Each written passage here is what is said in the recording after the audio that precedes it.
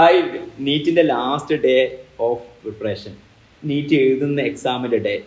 NEET പഠിക്കുന്നതിന് അത്ര തന്നെ ഇമ്പോർട്ടൻ്റ് ഉള്ള ഒരു ഡേ ആണ് നീറ്റിന്റെ. ആ ഡേ നമ്മൾ എങ്ങനെ എന്താ പറയാ, നമ്മൾ ഈ ഒരു ദിവസം വരാൻ വേണ്ടിയിട്ടാണ് 1 വർഷമോ 2 വർഷമൊക്കെ തന്നെ പ്രിപ്പയർ ചെയ്തത്. നമ്മളിങ്ങനെ കാത്തിരുന്ന് വളരെ കഷ്ടപ്പെട്ട ദിവസമാണ് 17-ാം തീയതി എന്ന് പറയുന്ന, അല്ലെങ്കിൽ ആ നീറ്റിന്റെ ആ ദിവസം എന്ന് പറയുന്ന ദിവസം. അതിന് വേണ്ടിയിട്ട് അയ്യോ വരുന്നത് എന്നുള്ള രൂപത്തിലല്ല കണ്ടത്. യെസ്, എത്തി. ആ ഭാഗ്യത്തിന് ആ ദിവസം നമുക്ക് ഒരിക്കലും മാറ്റി വെക്കരുത്. നമ്മൾ പഠിച്ചു കഴിഞ്ഞാല് നമ്മളൊരു കോമ്പറ്റീഷന് ചേർന്ന് കഴിഞ്ഞാൽ ആ കോമ്പറ്റീഷന്റെ ഡേ വരാൻ വേണ്ടിയിട്ട് നമുക്ക് താല്പര്യത്തോടു കൂടി ഗെയിമിന്റെ ഡേ വരാൻ വേണ്ടി കാത്തുക്കാറുണ്ട്. ആണ്, അങ്ങനെ തന്നെയാണ്. അപ്പൊ നമ്മള് നല്ല പഠിച്ചോ ഇല്ലയോ എന്നൊക്കെ ചോദിക്കുമ്പോൾ അതിലാണ് പ്രശ്നം വരിക. അങ്ങനെ വേണ്ട, നമ്മൾ പ്രിപ്പയർ ചെയ്ത് ആഗ്രഹിച്ച ദിവസത്തിലേക്ക് നമ്മൾ എത്തിയിട്ടുണ്ട്.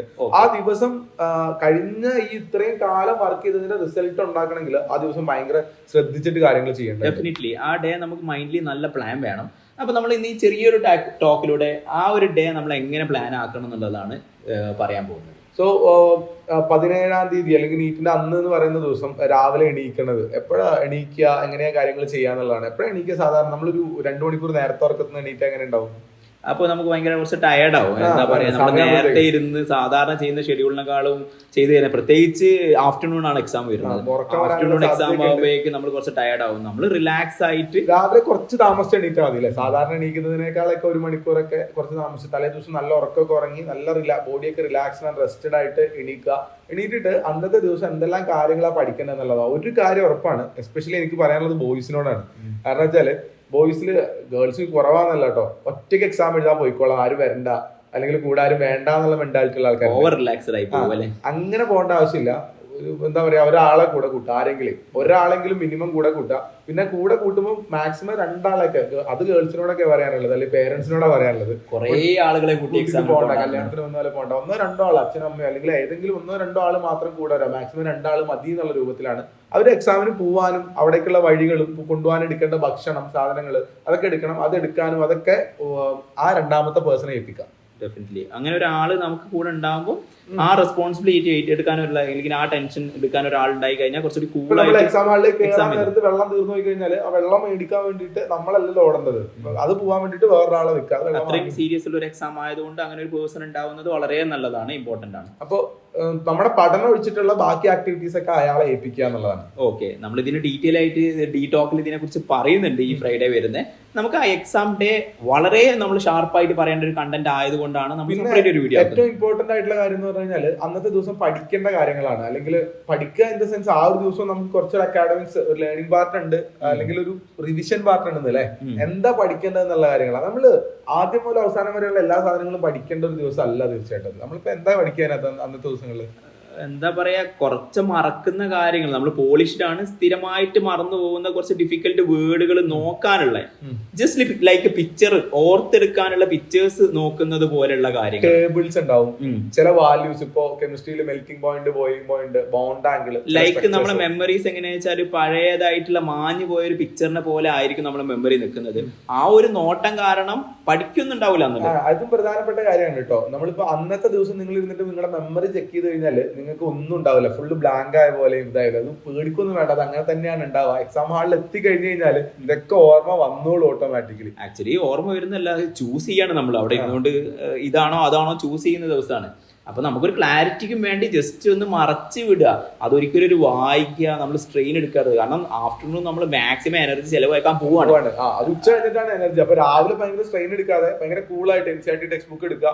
നിങ്ങൾ ഫ്രീക്വന്റ്ലി മറന്നു പോണ ചില orders, diagrams, figures, graph, values അതൊക്കെ ജസ്റ്റ് നോക്കി ഇപ്പോഴും അതിനൊരു എക്സാമ്പിൾ ആയിട്ട് പറയാണ്ട്, ഹുസൈൻ ബോൾട്ട് ഓടുന്ന സമയത്ത് 100 മീറ്റർ ഓടാൻ വേണ്ടി അന്ന് രാവിലെ ഫുള്ള് ഇരുന്ന് 100 മീറ്റർ ഓടുകയല്ലേ ചെയ്യുക. ഹെൽത്ത് കിട്ടാനുള്ള ഒരു വാമപ്പ് മാത്രമേ ചെയ്യാറുള്ളൂ. അല്ലാണ്ട് രാവിലെ ഒരു 100 മീറ്റർ അങ്ങോട്ട് ഓടുന്നതിന് മുന്നേ കുറെ 100 മീറ്റേഴ്സ് ഓടിക്കൊണ്ടിരിക്കുകയല്ലേ ചെയ്യുക. ഒരു ഹെൽത്തി ആയിട്ട് ആ 100 മീറ്ററിൽ മാക്സിമം പെർഫോമൻസ് കിട്ടാനുള്ള വാമപ്പ്സ് മാത്രമേ അപ്പൊ ചെയ്യാറുള്ളൂ.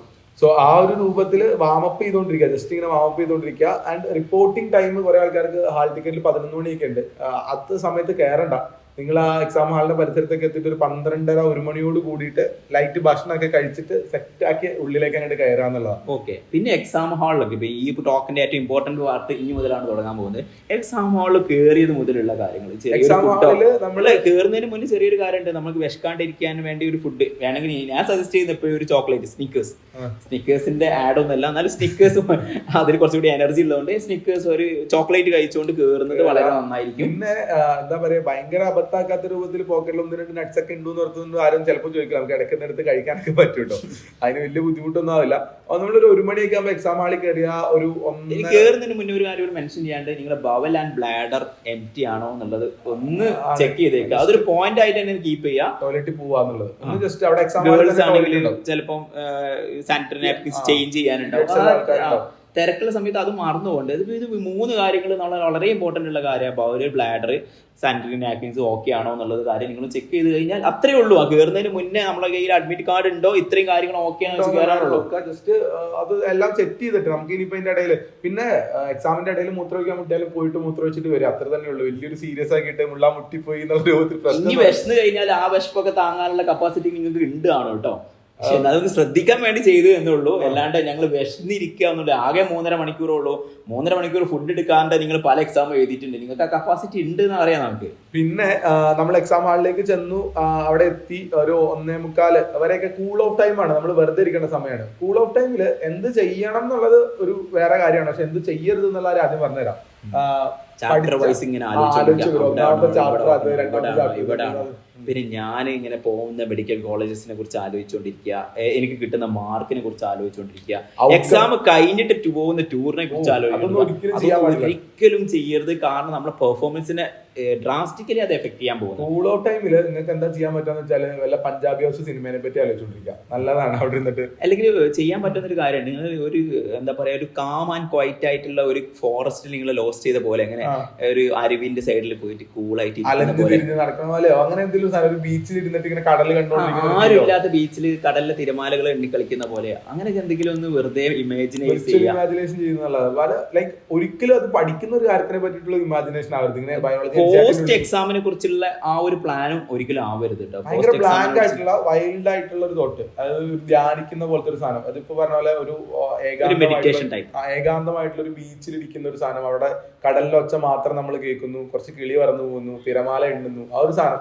ഡെഫിനറ്റ്ലി നിങ്ങളുടെ ബ്രെയിൻ ഭയങ്കര റീഫ്രഷിംഗ് ആണ് കേട്ടോ. ആ കാര്യങ്ങൾ വെറുതെ പറയുന്ന ഒരു കാര്യമല്ല, ഭയങ്കര റീഫ്രഷിംഗ് ആയിട്ട് നിങ്ങൾക്ക് കിട്ടും. തൊട്ടടുത്ത് നടക്കാൻ പോകുന്ന എക്സാമിന് ക്വസ്റ്റ്യൻ ചെയ്യാൻ പോകുമ്പോൾ നിങ്ങൾക്ക് മാക്സിമം എനർജി യൂട്ടിലൈസ് ചെയ്യാൻ പറ്റും. പിന്നെ 1:45 ആവുമ്പോൾ നമുക്ക് ആദ്യത്തെ അല്ലെങ്കിൽ 1:30 മുതൽ ഇൻവിജിലേറ്റർ കുറച്ച് ഇൻസ്ട്രക്ഷൻസ് ഒക്കെ പറഞ്ഞു തരും.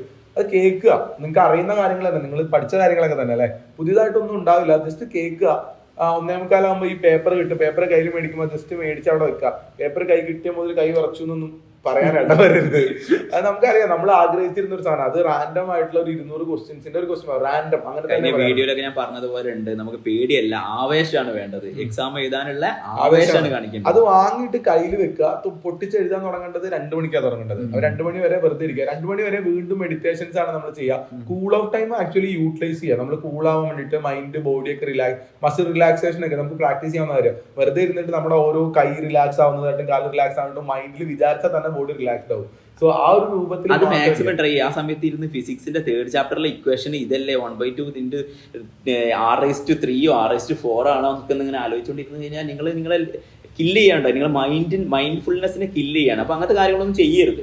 ആൻഡ് 2 മണിക്ക് ബെല്ലടിച്ചു കഴിഞ്ഞാൽ ഫസ്റ്റ് നമുക്ക് ചെയ്യാനുള്ള കാര്യങ്ങൾ നമ്മുടെ register number, roll number fill ചെയ്യുക, അവന്മാരുടെ രജിസ്ട്രേഷൻ പോർഷൻസ് കംപ്ലീറ്റ് ചെയ്യുക, അച്ഛൻ്റെ അമ്മയുടെ ഒക്കെ പേര് എഴുതാനുണ്ടാവും, നമ്മുടെ സൈൻ ഇടാനുണ്ട്. ഇതൊക്കെ ചെയ്യലാണ് നമ്മുടെ ആദ്യത്തെ പണി ഉണ്ടാവുക. അത് ചെയ്യുക. അത് സമയമെടുത്ത് സാവധാനത്തിൽ ചെയ്യുക. അത് ചെയ്യാൻ വേണ്ടിയിട്ടാണ് ഇത്തവണ നീറ്റിന് 20 മിനിറ്റ് എക്സ്ട്രാ തന്നിട്ടുള്ളത്. യെസ്, ഡെഫിനറ്റ്ലി നല്ലൊരു സമയമുണ്ട്. നിങ്ങൾ എന്ത് ചെയ്യാന്ന് വെച്ച് കഴിഞ്ഞാൽ ആ ഫില്ല് ചെയ്യാൻ പോകുന്നതിന്റെ ആ കോളല്ലേ അതൊന്ന് നിങ്ങൾ മൈൻഡിൽ വിഷ്വലൈസ് ചെയ്യുക. ഇവിടെ ഞാൻ എ എഴുതാൻ പോകുന്നത്, ഇവിടെ എൻ എഴുതാൻ പോകുന്നത്, അല്ലെങ്കിൽ ഞാൻ ഇവിടെയാണ് ബബിൾ ചെയ്യാൻ പോകുന്നത്. ആദ്യം ഒന്ന് വിഷ്വലൈസ് ചെയ്യുക. അത് ഓക്കെ ആണ് ഉറപ്പെത്തിയതിനു ശേഷം ഒന്ന് അതിന് സപ്പോസ് ഒരു കാര്യം പറയട്ടോ, നിങ്ങൾ തിരക്ക് പിടിക്കാതെ സൂക്ഷിച്ചിട്ടാണ് ചെയ്യേണ്ടത്. ഇനി അഥവാ തെറ്റിപ്പോയെന്ന് ഓർത്താലും ഒന്നും പറ്റൊന്നുമില്ല.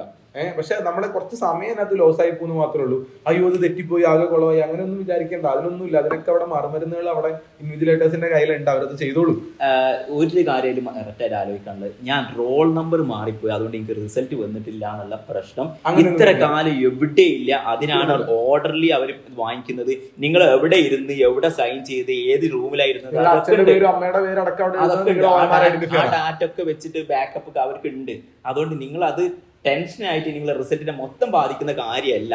ചില ആളുകളൊക്കെ റിസൾട്ട് കിട്ടാത്ത കൊണ്ട് ഒരു സ്റ്റുഡന്റ് ഒക്കെ പണ്ട് പറയുന്നത് എനിക്ക് ഓർമ്മയുണ്ട്, അവന് റോൾ നമ്പർ മാറിയോണ്ട് ഒരൊറ്റ റിസൾട്ട് വന്നിട്ടില്ല. അങ്ങനെ ഒരു സംഭവം ഇല്ല കേട്ടോ, അങ്ങനെ ഒരു സംഭവം ഇല്ല. ഇനി ഈ തവണ ആരെങ്കിലും അങ്ങനെ ഒരു കള്ളം പറയാൻ ഉദ്ദേശിക്കുന്നുണ്ടെങ്കിൽ ആ ഒരു അടവ് മാറ്റി വെച്ചിട്ട് വേറെ ഏതെങ്കിലും അടവ് ഉപയോഗിക്കും. അപ്പോ ഇത്രയാണ് അവിടെ സൂക്ഷിച്ച് ചെയ്യാ, കട്ടിയില്ല എന്ന് പറഞ്ഞൊരു കുഴപ്പമില്ല എന്നുള്ളതാണ്.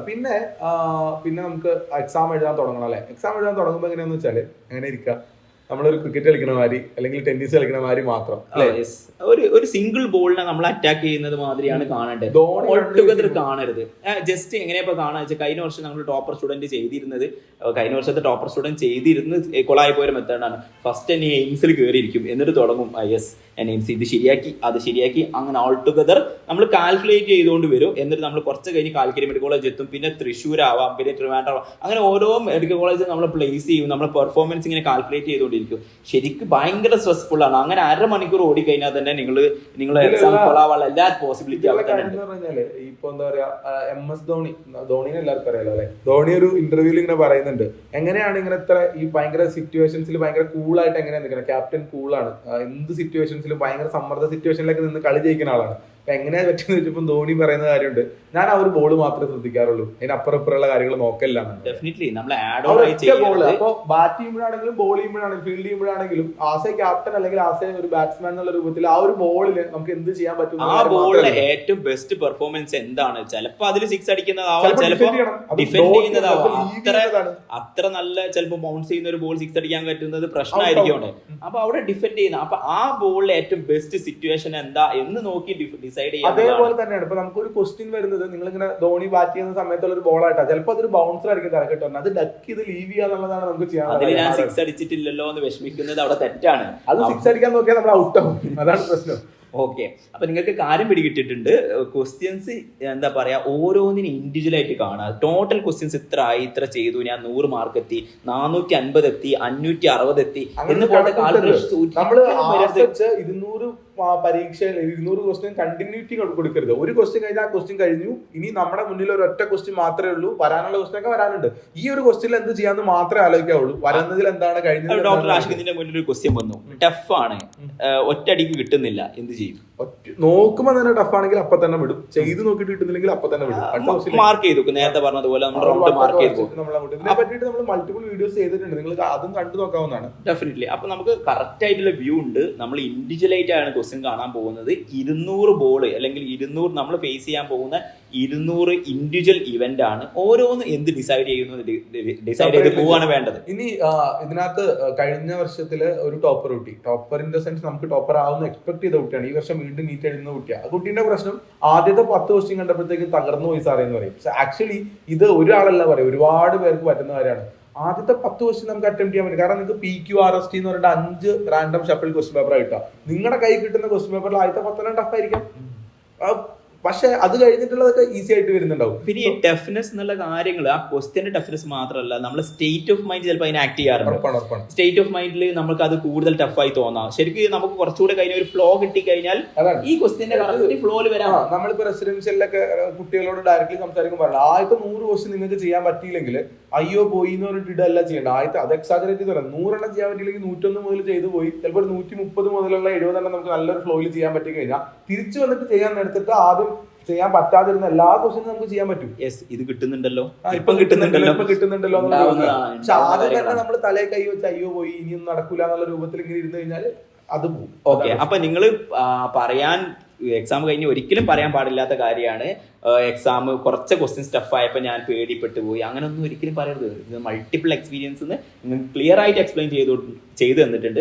ഓരോ ഇൻഡിവിജ്വൽ ക്വസ്റ്റ്യൻസിന്റെ ഓരോ ഇൻഡിവിജ്വൽ ഇവന്റ് ആയിട്ട് അതിനെ കാണുക, ഓരോ കൂൾനെസ്സിൽ അറ്റാക്ക് ചെയ്യുക. ഒരു അറ്റാക്ക് ചെയ്ത് ക്വസ്റ്റിനെ കണ്ടിട്ട് ഇത് എങ്ങനെ ഞാൻ അറ്റാക്ക് ചെയ്ത് കീപ്പ് എടുത്ത് നോക്കുക. അതൊരു ബൗൺസർ ആണെങ്കിൽ ലീവ് ചെയ്യേണ്ടാണെങ്കിൽ ലീവ് ചെയ്യാം. പിന്നെ ഒരു സാധനം ഉണ്ട് കേട്ടോ, ഒരു ക്വസ്റ്റ്യൻ അത് എങ്ങനെ ചെയ്യേണ്ടത് നിങ്ങൾക്ക് അറിയില്ല, പക്ഷെ ഇതാണ് ഉത്തരം എന്ന് നിങ്ങൾക്ക് തോന്നുന്നുണ്ട്. എന്താ ചെയ്യേണ്ടതെന്ന് വെച്ചാൽ അതുകൊണ്ട് കുത്തുക എന്നുള്ളതാണ് നിങ്ങൾ ചെയ്യാനുള്ളത് കേട്ടോ. അതിനെ പേടിച്ചിട്ട് എന്താ പറയുക, അങ്ങനെ വരും. നിങ്ങൾക്ക് തോന്നുകയാണ് ഇത് ഉത്തരം ആയിരിക്കും, ഇത് തന്നെയാണ് അതിന്റെ ഉത്തരം എന്ന് തോന്നുന്നുണ്ടെങ്കിൽ അത് നിങ്ങളുടെ ഒരു ഗട്ട് ഫീലിംഗ് ആണ്. അത് എങ്ങനെ ഉണ്ടായി വന്നതെന്ന് വെച്ചാൽ ഒരു വർഷത്തെ എക്സ്പീരിയൻസ്, 1.5 വർഷമൊക്കെ കുത്തിയിരുന്ന് പഠിച്ച ഒരു എക്സ്പീരിയൻസ് ഉണ്ട്, കുറെ ക്വസ്റ്റ്യൻ കണ്ട എക്സ്പീരിയൻസ്, അതിനകത്തുള്ള ഒരു സാധനമാണ്. അപ്പൊ അത് വിട്ടുകളയരുത്. ആ ഒരു ഗട്ട് ഫീലിങ്ങിനെ അത് വേണമെങ്കിൽ MS ധോണിനെ അല്ലെങ്കിൽ സച്ചിൻ ടെണ്ടുൽക്കറിനെ കുറിച്ച് പറയാം. എന്താ വെച്ച് കഴിഞ്ഞാൽ അവർ ആ ഷോട്ട് അവിടെ എടുക്കുന്നത് ആലോചിച്ചെടുക്കുന്ന ഷോട്ടല്ല, റിഫ്ലക്സ് ആയിട്ട് വരുന്നതാണ്, ഓട്ടോമാറ്റിക്കലി വരുന്ന സാധനമാണ്. അതൊരു ബോൾ, ഒരു ഫുൾ ലെങ്ത് ബോൾ ഇട്ട് സച്ചിൻ കവർ ഡ്രൈവ് അടിക്കും. സച്ചിനോട് പറയേണ്ട ആവശ്യമൊന്നുമില്ല. എന്തായാലും ശരിക്കും ഇത് കവർ ഡ്രൈവ് അടിച്ചേക്കാം എന്ന് കരുതിയിട്ട് അടിക്കുന്നതല്ല, അത് ഓട്ടോമാറ്റിക്കലി ആ എക്സ്പീരിയൻസ് കൊണ്ട് വരുന്ന കവർ ഡ്രൈവ് ആണ്.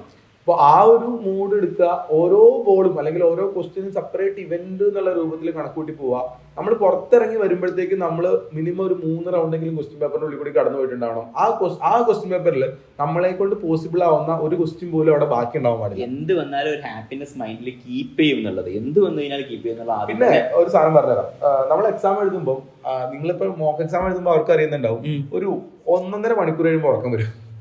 അതിപ്പോ എനിക്ക് മാത്രമാണ് ഞാൻ ആദ്യം വിചാരിച്ചത്. അത് ഉറക്കത്തിന്റെ മാത്രമല്ല, നമ്മൾ റിലേറ്റീവ്ലി ഒരു ഡൾ ഫേസിൽ, അതായത് കുറച്ച് ക്വസ്റ്റ്യൻസ് ഒക്കെ എത്തിക്കുമ്പോൾ ഞാനിപ്പോ എന്താ ചെയ്തോണ്ടിരിക്കുന്നത് നമുക്ക് തന്നെ അറിയില്ലാത്ത കണ്ടീഷൻ. ശരിക്കും ബ്രെയിനിന്റെ ഒരു ബ്ലൈൻഡ് സ്പോട്ട് എന്നൊക്കെ പറയാം. ബ്രെയിൻ ചിന്തിച്ചുകൊണ്ടിരിക്കുന്നതിന്റെ ഒരു ബ്ലൈൻഡ് സ്പോട്ട്, നമ്മളെ കണ്ണിന്റെ ബ്ലൈൻഡ് സ്പോട്ട് നമുക്കറിയാം. അതേമാതിരി നമ്മളെ എനിക്ക് തോന്നുന്നു ന്യൂറോ ട്രാൻസ്മിറ്റേഴ്സ് കൂടുതൽ എക്സോസ്റ്റഡ് ആവുന്ന ഒരു ടൈം ഉണ്ട്. നമ്മളിപ്പോ ഡ്രൈവ് ചെയ്യുന്ന സമയത്താണെങ്കിലും ചിലപ്പോൾ ഒരു അവസാനത്തെ ഒരു 300 മീറ്റർ ഓടിച്ചത് നമുക്ക് ഓർമ്മയില്ല, ചിലപ്പോൾ 1 കിലോമീറ്റർ ഓടിച്ചത് തന്നെ നമുക്ക് ഓർമ്മ ഉണ്ടാവില്ല എന്നുള്ള രൂപത്തിൽ. ഈവൻ ക്വസ്റ്റ്യൻ പേപ്പർ നോക്കുമ്പോൾ നമ്മൾ പ്രത്യേക ഒരു റൗണ്ടിൽ നമുക്ക് തെറ്റുന്നത് കാണാറുണ്ട്. എളുപ്പമുള്ള ക്വസ്റ്റ്യൻ പേപ്പർ ആണെങ്കിൽ 50ാമത്തെ ക്വസ്റ്റ്യൻ തെറ്റും, പിന്നെ 100ാമത്തെ ഒരു ക്വസ്റ്റ്യൻ തെറ്റും, 150ാമത്തെ തെറ്റുണ്ടാവും. ഈ ബ്ലൈൻഡ് സ്പോട്ട് ഓരോ 50ന്റെ സമയത്ത് അല്ലെങ്കിൽ ഓരോ അരമണിക്കൂർ വരുന്നുണ്ട് എന്നുള്ളതാണ്. അപ്പൊ നമുക്ക് അവിടെ സമയത്ത് എന്ന് പറഞ്ഞാൽ സമയം പോകും എന്ന് വിചാരിച്ചിട്ട് ഭയങ്കര തിരക്ക് പിടിക്കല്ല ചെയ്യേണ്ടത്. അവിടെ ഒരു 30 സെക്കൻഡ് 40 സെക്കൻഡ്സ് വെറുതെ റെസ്റ്റ് എടുക്കുക, കണ്ണടച്ചിരുന്ന് കൊടുക്കുക, ഒരു 30 സെക്കൻഡ്സ്.